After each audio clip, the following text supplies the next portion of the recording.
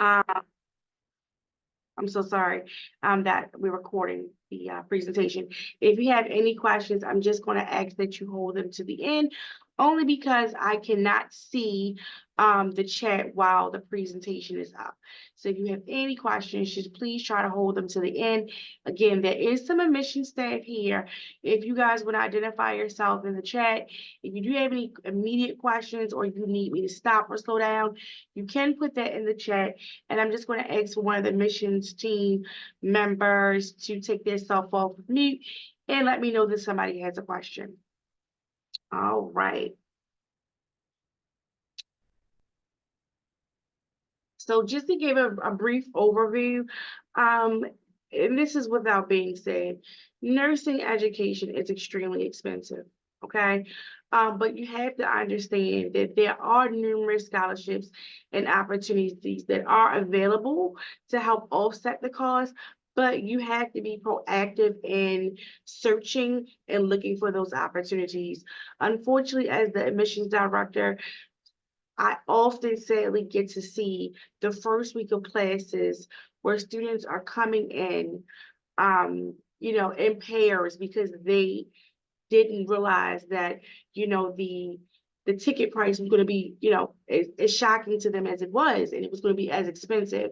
And one of the common questions I ask is, why didn't you pursue opportunities prior to the first day of class? So, for example, our first day of class for the spring term for 2024 was actually the 22nd. And again, I'm seeing so many students that are coming in saying, no idea how I'm going to fund my education. So with these tips and these tools, hopefully you can walk away with feeling like you have the tools in your toolkit to be successful in understanding how to fund your nursing education. So here at the University of Maryland School of Nursing, we offer various scholarships, and I'm going to highlight those in the future slides. And then we also are going to discuss, which is equally important, is external scholarships, which unfortunately I think that so many people often forget about, is that if the school does not offer the scholarship, there are opportunities for you to look into external scholarships and resources. So we can't talk about funding your education without first taking a look at what the cost of attendance looks like. So this is located on our website at www.nursing.umaryland.edu. You can type in the search bar cost of attendance, and each of the costs of attendance for the programs will come out, whether it's undergrad, whether it's grad, or whether it's DNP. Those are going to come up. Now, I tell people, do not get scared by this cost of attendance, because everything in here that is budgeted may not apply to you. This is what we consider a worst case scenario.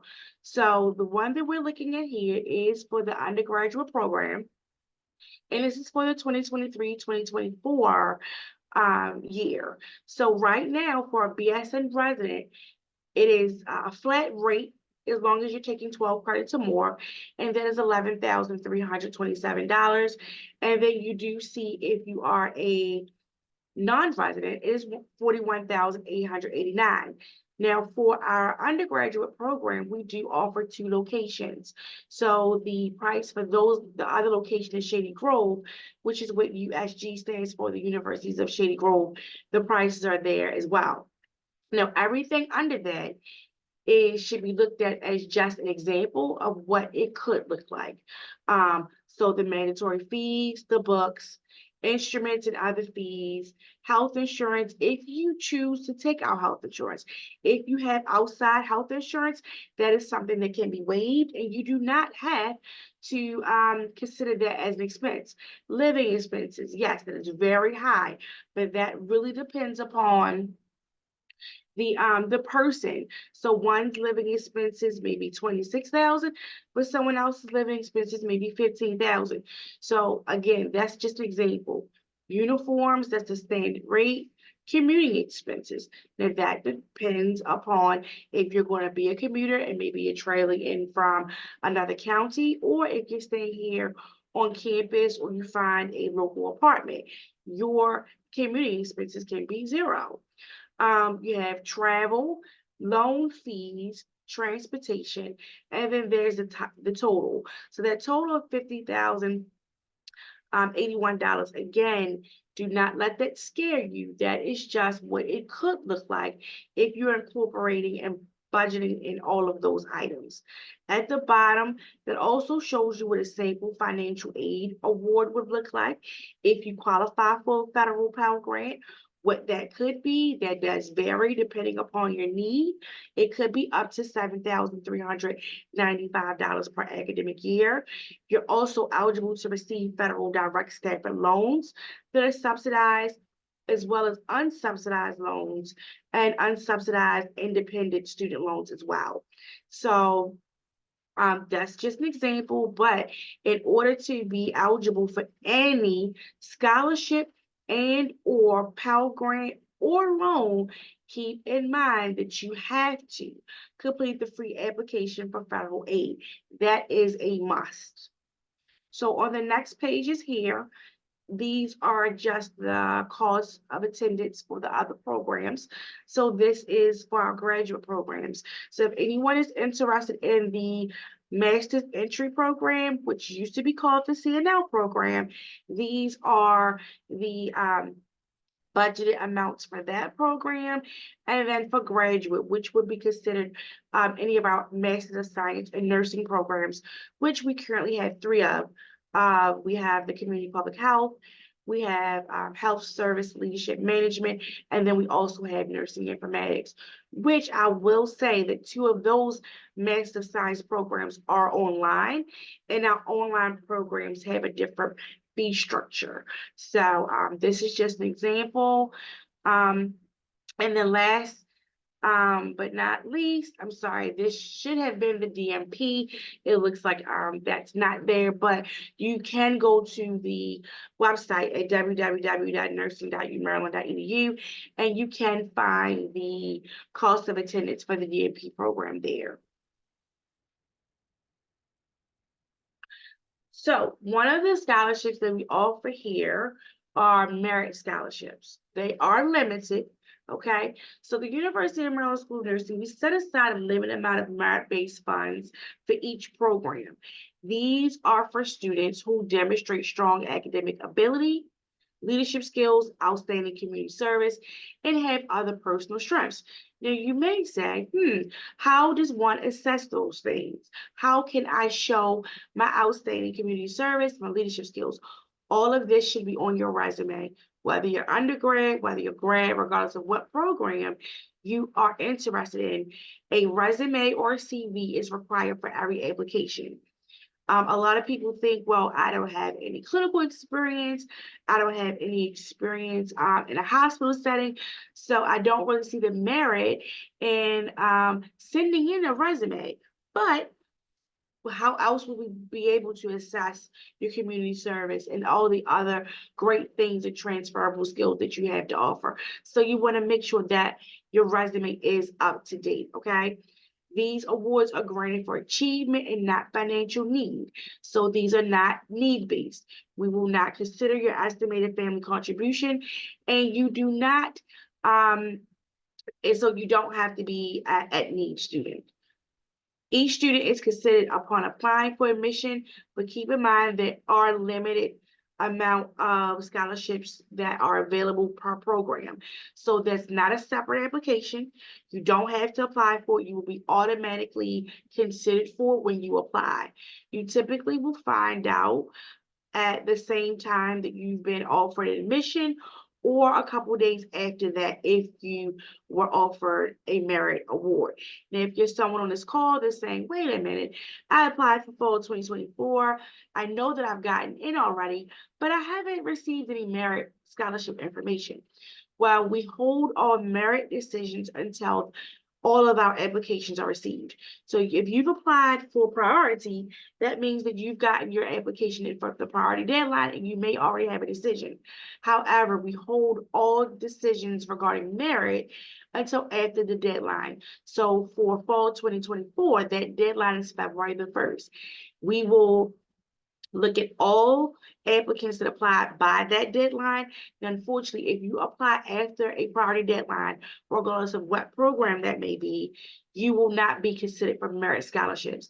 So that is something that I just want to kind of hone in on, that we are not going to consider you if you do not apply by the priority deadline. So if you're not sure what the priority deadline is, definitely give us a call or go to our website. I have a quick question about that. Yeah. So, if you get a notification that you're accepted by the priority deadline, which would probably be like, I think December of that year, and then the term starts next fall, then like how much time do you have to enroll? Like for me personally, I would need to know what sort of merit award I was looking at before I could take out the loans I needed to. Okay, good question. So that's I'm gonna give you more information than you asked for here.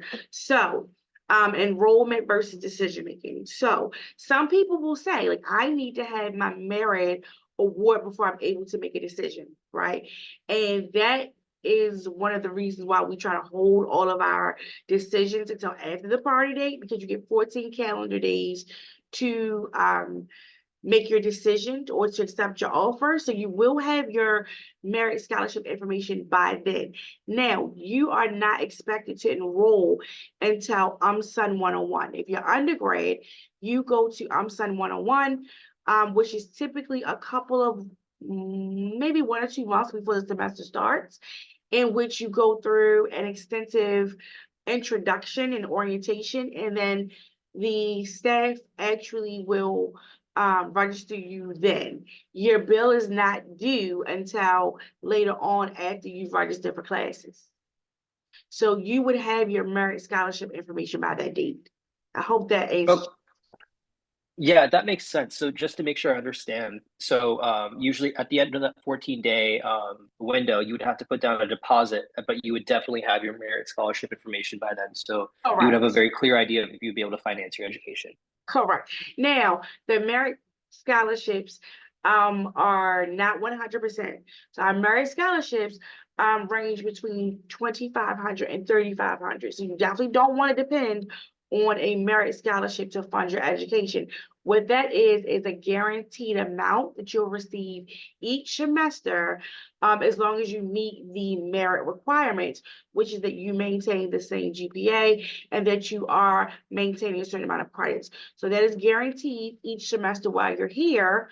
But it is, like I said, between $2,500 and $3,500. That makes sense. Thank you very much. You're welcome.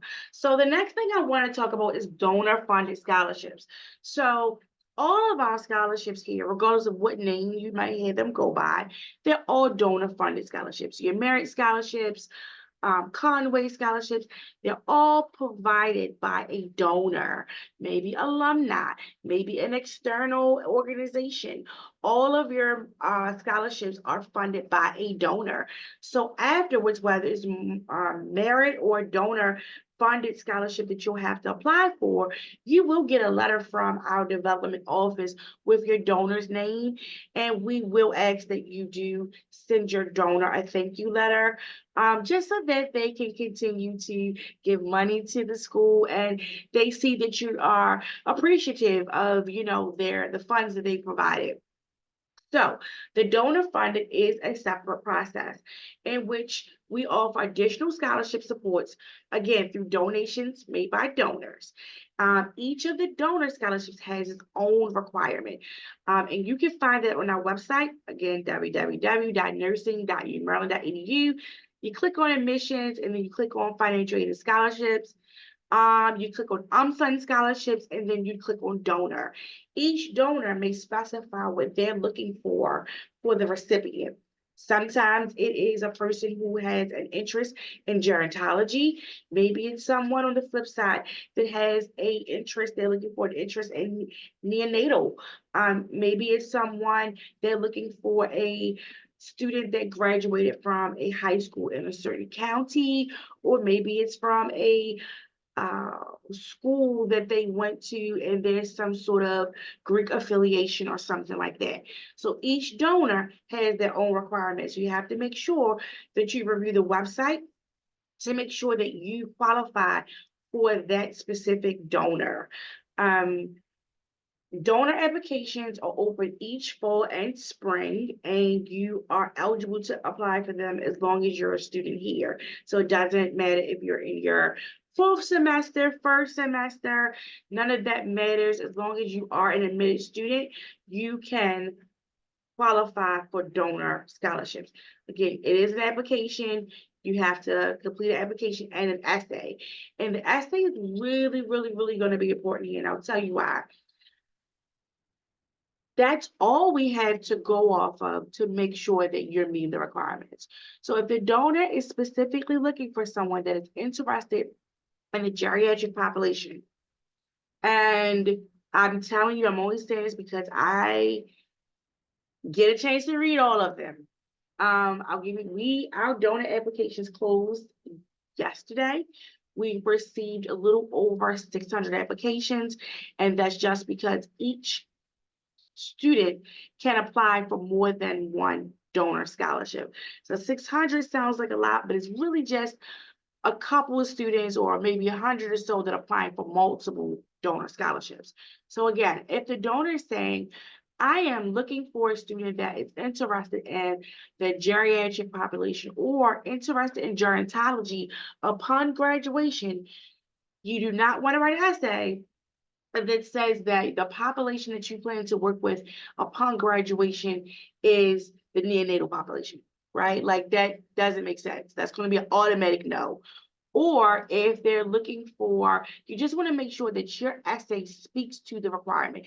If the requirement is they're looking for someone that is multitasking, and balancing life with working full-time and families, then you don't want to write an essay saying that I'm a single person, no children, and I like to party on the weekend, right? You don't want to do that. So just make sure your essay is 100% tailored to what the donor is looking for. And it's okay to apply for multiple applications. It doesn't mean that if you said that you were interested in the geriatric population in one essay, that if there's another essay that says maternal or midwifery, that you also cannot be eligible for that. A lot of this is just based on interest, and it's not what we're holding you to because we know that you're not really working in that setting yet. As long as it's a donor scholarship that is for like undergrads. Now, if it is a donor scholarship for grads, yes, they do want to see that either like you're in that program or like you have some sort of evidence that you've worked with that population. So that's always something to keep in mind of is looking at our donor funded applications. Now, Conway scholarships. So this scholarship, love this scholarship, is made possible by Bill and Joanne Conway. And unfortunately, Joanne Conway this year has passed away. So I do believe, but the scholarship will continue to go on. And this is just like a small quote that one of our Conway scholars in the BSN has said, and how this scholarship basically impacted her and how it reduced some of the stressors that we know that are on your plate, students starting nursing school and trying to figure things out. So in the next slides, I'll go over those details a little bit by program. So each of the programs are a little different. If you're applying for the RN to BSN MSN program, this scholarship is only available to entering new UMSON students, and it covers 50% of in-state tuition. So if you're out of state, it's only going to cover whatever the in-state tuition is. It doesn't mean that you're not eligible, just it's only going to cover in-state. If you're a BSN student, now BSN is based on need. So this covers, and it's only for new entering students. It covers 50% through 75% of your in-state tuition fees and books, but it is based on need. You do have to complete the federal student aid application, and it's based on the results of your estimated family contribution, okay? So this is based on need. The master's entry into practice program, it covers for new students entering 50% of your in-state tuition fees, For DMP and MSN, it covers 50% of in-state tuition, except this is not for incoming students. These are for students that are currently enrolled. Okay. For DMP, it's only for fall, and for MSN, it's for fall and spring. We also offer, this is new this year, the Teaching and Nursing Certificate Program. This is a great certificate program to add on to maybe a program that you're already in.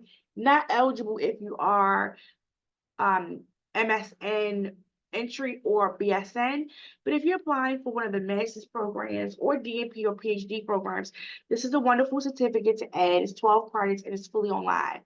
This is available to entering and current graduate level students, and it covers 100% of in-state tuition fees. And last but not least, our PhD program. We only accept applications for that in the fall. It is for newly students enrolled, and it covers 100% of in-state tuition fees, and is awarded for the entire duration of the program with no service obligation. These are some tips. So one of the things that I can tell you is being, I've been working here at the university for about 16 years, maybe a little more.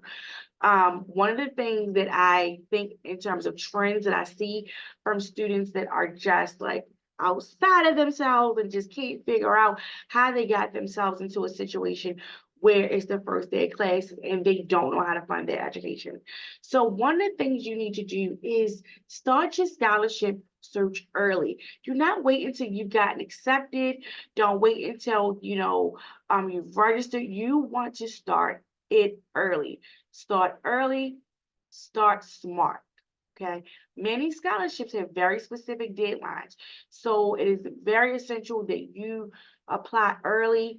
I can't tell you the amount of students that, despite the deadline being the 23rd, were emailing me on the 22nd asking questions about how to upload essays. And the donor scholarships were open for over a month. Okay.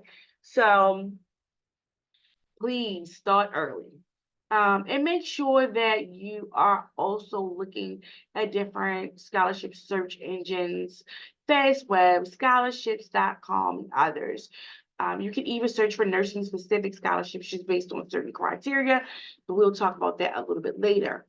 Going into some of the external scholarships that I know people forget about, and I know that a lot of the government and federal programs are pretty popular. People will tend to go to, if you're in the state of Maryland, they'll go to MHAC, which is the Maryland Maryland Higher Education Commission, and other federal programs, but don't forget about all of the external scholarship opportunities.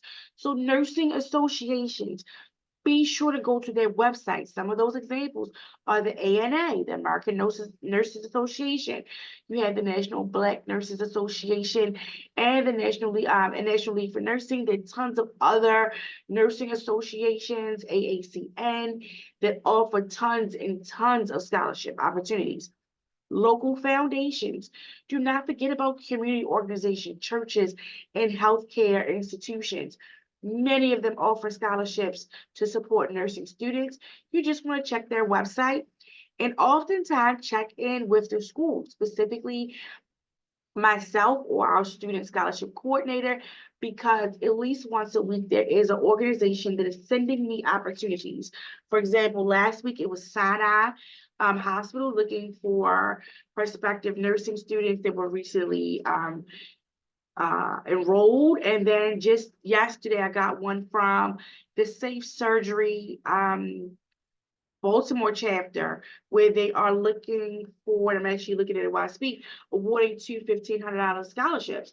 So check in with your scholarship office, because we're going to receive a lot of those scholarships that we endorse, and you just want to check in and see what we have. Again, government and federal programs like HRSA offers a lot of scholarships. Do not forget about those. That's the Health Resources and Services Administration. If you do a quick Google, there's tons of nursing opportunities there. Also, again, the specialty or minority ones. If you are interested in mental health nursing, psych nursing, emergency nursing, you can type that in the search bar and literally say emergency scholarships for emergency nursing. And one of the organizations will pop up that is specifically for, or the governing bodies for the psych or mental health nursing or emergency nursing will pop up with tons of opportunities. Don't forget about employer reimbursements. It's not just for people working in healthcare. Typically, if you are working in healthcare, check with your HR department. They will have opportunities for reimbursements. But I always hear about people that are working even at like Amazon or my son, he works at Home Depot as a part-time job and he goes to UMBC. Tons of scholarships that your Home Depot offers. Sadly, he didn't find out until his third semester. So make sure that you're starting smart and starting early. And then again, other websites that people typically forget about. Johnson & Johnson, tons of scholarships. Foundation for National Student Nurses Association scholarships. There's the nursingscholarships.org database, and always Army Medical Scholarships, whether that's the NACP, whether it's Air Force, there's always tons of military scholarships. Some of my final thoughts, as I'm just kind of wrapping up, is keep track of the application deadlines and requirements. Don't miss out on an application or a scholarship opportunity because you missed out on the deadline. Create a to-do list, create a spreadsheet. I'm kind of type A, so for me it will be an Excel spreadsheet. Doesn't mean it has to be that for you, but create a spreadsheet of different scholarship opportunities and when those deadlines are. And even if you have to schedule a something on your calendar to say, hey, this is when this deadline is, make sure you do not forget about it. Again, as I said earlier, tailor your application essays to address the specific criteria. We want to hear about all of the great things that you've done, all of the great places that you've been. But if you're not addressing the specific criteria that we're looking for, your application is going to get overlooked. And I can't tell you how sad it is because I read a lot of sad essays and I'm thinking, oh my gosh, I can tell the student really needs the money. However, you didn't address the specific criteria that was needed for this particular scholarship. Be persistent. Nothing wrong with calling that scholarship office. Nothing wrong with emailing to say like, hey, anything additional come in. Because when we do get additional money, whether it's from the campus or whether it's from a donor, we will have your name in mind. Like, yes, I spoke to Jane Doe. I do remember she's called me 5 times because she's having problems trying to put the last $2,500 on her education. So I'm going to keep her in mind and reach out to her specifically. Again, multiple scholarships increases your chances of being awarded. So this is concludes the presentation. I'm going to turn off the slideshow and then allow folks to just ask any questions. You can take yourself off of mute. You can type it in the chat. I'll be able to see it. But if you